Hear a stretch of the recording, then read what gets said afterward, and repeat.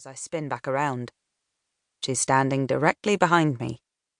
I could have easily knocked her delicate 5'2" frame over. I hadn't even heard her move. She can certainly be stealthy when it suits her. She gives me a half smile. Sorry, didn't mean to startle you. Her watery, pale, blue-grey eyes seem brighter today. There's a sparkle I haven't noticed since the day she found out Nick and I wanted to split. Well, since I wanted to. That's when her "you've made a mistake" speech first began. It's progressed since then. Now she's telling me at every opportunity that putting the house on the market and wanting to start afresh with a new partner is adding to my list of errors in judgment. Barb and this precious house. If I could sell it back to her, I would. But she's no longer in the position. She seems to hold it against me, even though it was her idea for Nick and I to buy her out, so we could live in the family home and bring our children up here. She chose the assisted living complex because she was thinking ahead. She bought the best bungalow there, because her apparently arthritic knee joints meant stairs were becoming more troublesome. No one twisted her arm. To prevent the added stress of court hearings, Nick and I sat down and hammered out the financial side, coming to our own arrangements. The family home was included in this. It was agreed the best option was for me to stay here with the boys until it was sold, then split the proceeds equally. He is amicable, and secretly, I think he's relieved that we're apart and I'm going to be leaving Devon. He can put all his efforts into his job then, without my constant moaning about how the police force is his priority and he's not spending enough time with me and the boys. This plan suits him, even if his mother disagrees. As I wait for Finley and Leo to get their shoes on and gather their rucksacks, I go outside. I stand back from the front step and turn to look at the house.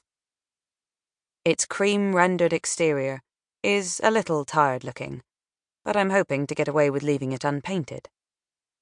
It doesn't look shabby next to the identical houses either side anyway, so I don't think it's an issue.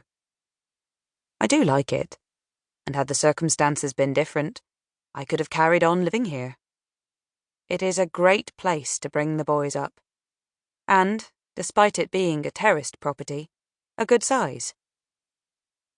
However, there hasn't been the slightest sniff of interest. It's possible it's to do with the proposed new development in the fields behind, even though planning hasn't been granted yet, and won't be if the villagers have their way.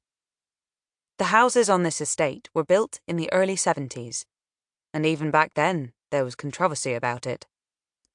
But Apple Grove, an estate of 40 houses arranged both sides of the road in a large, elongated semicircle, isn't as bad as 200 brand new homes, which is the planned size of the new one. That scope of development would put a great deal of pressure on the village's amenities. The school has certainly not got the capacity for an influx of new pupils. So, I think it's a safe bet it won't go ahead, despite a couple of properties, one being my next-door neighbour on the right, Maggie, already selling to the developer. Apparently, they need to take part of the long back gardens of the houses along my side of the road. But, as they have progressed from offering to buy a part of the land, and it's now the entire property they want, I'm guessing their long-term plan is to demolish the houses too. I don't understand why people would sell to them.